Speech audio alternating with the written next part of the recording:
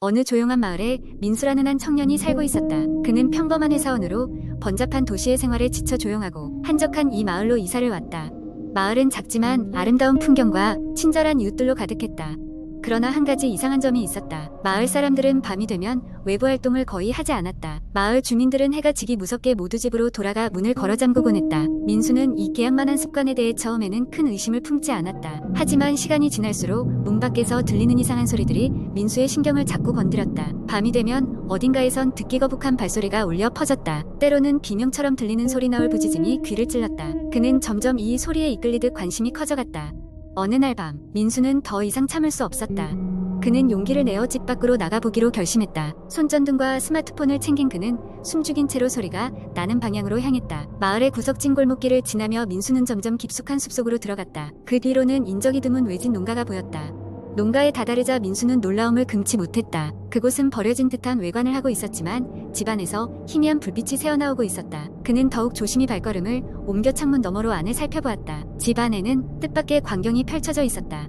몇몇 주민들이 모여 거대한 원형의 초를 둘러싸고 있었다. 그들은 무언가에 몰두한 채 낮고 으스스한 목소리로 주문을 외우고 있었다.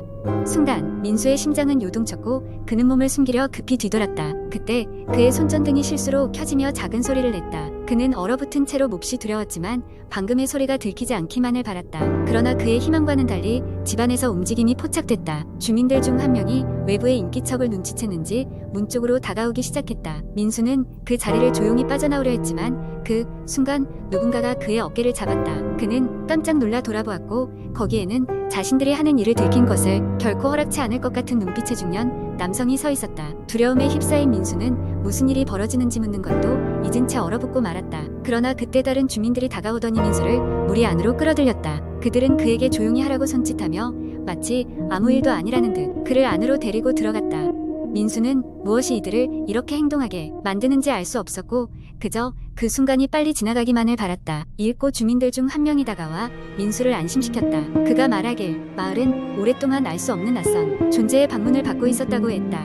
그것은 마을 근처 숲에 자리 잡고 있었고 마을 사람들은 그것을 피하기 위해 밤마다 의식을 울리며 자신들을 보호해왔다고 설명했다. 그들은 민수에게 이 모든 것이 다 마을을 지키기 위한 것이라고 했고 그가 이 마을에 사는 동안 그들 역시 그를 보호하겠다고 약속했다. 민수는 그제야 조금씩 이 상황을 이해하기 시작했다. 하지만 알아가면 알아갈수록 더욱 급비현실적인 상황에 얽매이는 기분이 들었다. 그 후로 민수는 다시는 밤에 마을 밖을 나가지 않았다. 마을 주민들과의 관계도 자연스레 변했다. 그는 그저 그들의 일상에 동참하며 더 이상 의식을 방해하지 않기로 결심했다. 시간이 흐르며 그는 그날 밤의 공포를 서서히 잊어갔지만 마음 한켠에선 여전히 그 집안에서 벌어졌던 일이 잊히지 않고 남았다. 어느 날 민수는 우연히 마을 도서관에서 오래된 기록물을 찾게 되었다. 그 문서에는 그동안 들었던 이야기와는 다른 정보가 적혀 있었다. 바로 그 낯선 존재라는 것은 단순히 보호할 대상이 아니라 오히려 주민들이 그것을 숭배하고 있었다는 내용이었다. 민수는 이 충격적인 사실에 혼란스러웠지만 더 깊게 파고들수록 예상치 못한 진실의 파편들을 발견하게 되었다. 민수는 이 모든 것을 혼자 해결할 수 없음을 깨달았다. 그는 그동안 쌓아온 의문들을 정리하여 신뢰할 만한 외부의 전문가에게 도움을 요청하기로 결심했다. 그러나 그가 마을을 떠나는 날 마을 사람들은 그를 배웅하며 미소를 지었다. 그 미소는 무언가를 아는 사람들의 친근한 인사였지만 민수의 등을 섬뜩하게 만들었다. 그날 이후로 민수는 다시는 그 마을로 돌아가지 않았다. 그때의 경험은 그에게 큰 영향을 미쳤고 그는 모든 것을 잊으려 노력했다.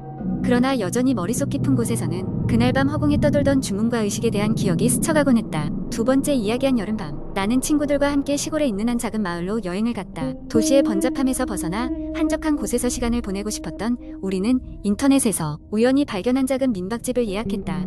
그 민박집은 오래된 전통 가옥을 개조한 곳으로 주변엔 얕은 산과 작은 강이 있어 자연을 만끽하기에 더할 나위 없는 장소였다. 우리 일행은 모두 5명이었는데 나는 물론 나의 오랜 친구인 민수, 지연, 성민, 그리고 유리가 함께했다. 민박집에 도착했을 때 주인 아주머니는 우리를 반갑게 맞아주며 집 이곳저곳을 안내해 주었다. 집은 매우 깔끔하고 아늑했으며 방 2개와 거실 그리고 부엌으로 구성되어 있었다. 아주머니는 집을 소개하던 중 우리가 사용할 방 앞에 서서 잠시 머뭇거리더니 이 집은 역사 깊은 곳이라 가끔 신기한 일들이 일어날 수도 있어요. 그렇지만 너무 걱정하지 마세요. 모두 즐거운 여행이 되길 바랍니다. 라고 말했다. 그 말을 들은 우리는 별다른 생각 없이 대수롭지 않게 여겼다. 그러나 그 첫날 밤 사건은 어김없이 찾아왔다.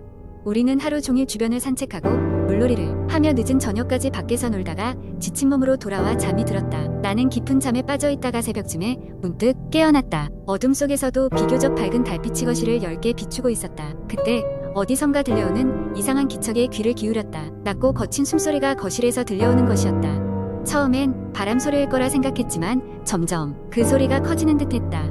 나는 두려움에 떨었지만 용기를 내어 주변을 둘러보기로 했다. 조심스럽게 나를 제외한 친구들이 자고 있는 방으로 갔다. 모든 친구들이 깊이 잠들어 있는 것을 확인한 후 나는 거실로 나갔다. 거실에는 아무도 없었다. 이상하게 생각하며 다시 방으로 돌아가려던 순간 바람에 창문이 흔들리는 소리가 났다. 순간 찬바람이 스며들며 몸에 소름이 돋았다. 나는 다시 방으로 급히 향했다. 그런데 이상하게도 잠든 친구들 사이에서 보일 리 없는 6번째 실루엣이 희미하게 보였다. 잘못 본 것인가 싶어 눈을 비볐다. 그러나 실루엣은 분명히 존재했고 머리카락이 길고 하얀 옷자락이 보였다. 나는 두려움에 친구들을 흔들어 깨웠다. 친구들도 처음엔 졸린 눈으로 날 비웃었지만 모두가 그 실루엣을 본 순간 동요하기 시작했다. 우리는 등을 맞대고 그 형체를 주시했다. 그러나 그 형체는 이내 사라지고 방엔 아무 일도 없던 것처럼 평화가 찾아왔다. 다음날 우리는 차분한 마음으로 민박집에서 나와 계획했던 일정을 소화했다. 그러나 그날 둘째 밤 우리는 같은 경험을 반복했다. 거실에서 또다시 숨소리가 들려왔고 이번엔 문을 두드리는 소리까지 가세했다.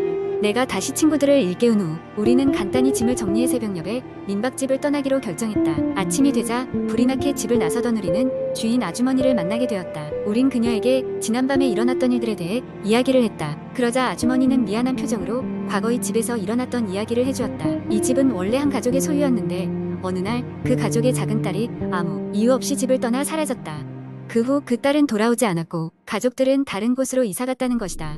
이후로도 그 딸의 영혼이 종종 집에 돌아와 가족을 기다린다는 소문이 있었다고 한다. 우리는 소름 끼치는 설명을 들으며 그곳을 떠날 수밖에 없었다. 그 후로도 우리는 그날 밤의 경험과 실루엣을 두고두고 이야기하며 다시는 그 민박집을 찾아가지 않기로 결심했다. 어쩌면 그 아이는 여전히 그곳에서 가족을 그리워하고 있는지도 모른다. 우리 일행은 그렇게 서로의 안부를 다지며 여행을 마쳤다. 세 번째 이야기. 어느 작은 마을에 지연이라는 여자가 살고 있었습니다. 지연은 인터넷 커뮤니티에서 활동하는 것을 좋아했습니다. 특히 공포 이야기를 읽으며 밤을 새우는 것이 그녀의 최고의 취미였죠. 그녀는 다른 사람들의 이야기를 읽으며 상상의 나래를 펼쳤고 그럴 때마다 등골이 오싹해지는 쾌감을 느꼈습니다. 그러던 어느 날 지연은 기존에 다니던 커뮤니티가 아닌 새로운 사이트를 발견하게 되었습니다. 그곳은 주로 익명으로 활동하는 사람들이 자신의 경험담을 공유하는 곳이었고 기존의 공포 이야기는 물론이고 아직 어디서도 본 적 없는 특이한 이야기들이 가득했습니다. 지연은 한 이야기에 눈길이 멈췄습니다. 그 이야기는 밤 12시에 차를 타고 마을 외곽의 솔숲길을 조심하라 는 제목이었습니다. 이 이야기는 몇 해 전으로 거슬러 올라갔습니다. 한 중년의 남자가 밤늦게 집에 돌아가던 중 도로 위에 갑자기 나타난 아이를 치게 됩니다. 급히 차에서 내려 상황을 살펴보려 했지만 도로 위엔 아무것도 보이지 않았습니다. 그저 안개가 자욱한 솔숲길만이 그의 주위를 감쌌을 뿐이었죠. 남자는 불길한 기운에 차를 급히 몰아 그곳을 빠져나왔고 그날 이후로 이상한 일들이 반복되었다고 했습니다. 자신의 집안에서 웃음소리가 울려 퍼지거나 복도에서 아이가 뛰어다니는 소리가 들리는 등 끔찍한 환청과 환영에 시달린 그는 결국 마을을 떠날 수밖에 없었습니다. 그리고 그 이야기를 올린 사람은 그 길을 밤 12시에 지날 경우 같은 일을 겪을 수 있다고 경고했습니다. 지연은 그 이야기를 흥미롭게 읽었고 무서우면서도 한편으로는 그것이 단지 꾸며낸 이야기일 뿐이라고 생각했습니다. 그러나 호기심은 그녀를 가만히 두지 않았습니다. 그녀는 스스로 솔숲길을 찾기 위한 계획을 세우기 시작했습니다. 인터넷에서 지도를 검색하고 여러 커뮤니티에서 정보를 수집한 끝에 그녀는 마침내 그 장소를 알아냈습니다. 며칠 후 지연은 자신의 차를 몰고 그 솔숲길로 향했습니다. 한적한 산길을 따라가는 동안 그녀는 스스로에게 모든 것이 단지 재미를 위한 것이라고 읊조렸습니다. 그리고 마침내 그녀는 마을 외곽에 위치한 그 길에 도착했습니다. 시계를 보니 자정에 가까워져 가고 있었고 그녀는 이제 많은 이들이 경고한 그 길로 운전에 들어갔습니다. 처음에는 아무 일도 일어나지 않았습니다. 그저 안개가 자욱한 밤의 숲길이었을 뿐이었습니다. 하지만 시간이 지날수록 기분이 이상해졌습니다. 어느 순간부터 차량의 라디오에서 잡음이 들리기 시작했습니다. 그녀는 라디오를 끄려고 했으나 조작이 되지 않았고 주변의 공기가 점점 더 차가워지는 것을 느꼈습니다. 그때 백미러에 무엇인가가 보였습니다. 순간적으로 뒤를 돌아봤지만 차 안에는 그녀 혼자뿐이었습니다. 심장은 미친 듯이 뛰었고 그녀는 서둘러 차를 몰았습니다. 하지만 차량은 갑자기 멈춰섰고 그녀는 비명을 지르며 문을 열고 밖으로 뛰쳐나갔습니다. 밖에는 고요함만이 감돌았습니다. 그녀는 차에서 멀리 떨어져 천천히 주변을 둘러보았습니다. 그때 어디선가 아이의 웃음소리가 들려왔습니다. 그녀는 다시 차로 돌아가려 했지만 차는 이미 검은 그림자에 둘러싸여 사라지고 없었습니다. 공포에 질린 그녀는 도로를 따라 무작정 뛰기 시작했습니다. 차가운 바람이 불어왔고 그녀는 숨을 고르며 멈춰 섰습니다. 그때 등 뒤에서 발소리가 들려왔습니다. 그녀는 돌아봐서는 안 된다는 생각에 그대로 앞만 보고 뛰었습니다. 점점 발소리는 커져갔고 이내 끔찍한 아기의 울음소리로 변했습니다. 지연은 자신이 아래로 끌려 들어가는 느낌을 받았고 갑자기 바닥에 누운 채로 정신을 잃었습니다. 그녀가 정신을 차렸을 땐 날이 밝고 있었고 그 길을 지나던 한 차량이 그녀를 발견해 도와주었습니다. 지연은 그 길을 다시는 찾지 않을 것을 결심했습니다. 그리고 그날의 경험은 작은 마을의 전설로 남게 되었습니다. 그 이후로 지연은 공포 이야기를 읽는 것을 멈추었고 그녀의 삶은 다시 평온을 찾았습니다. 그러나 가끔씩 그녀는 모니터 화면의 검은 부분에서 무언가가 자신을 향해 미소 짓고 있는 듯한 기분이 들곤 했습니다.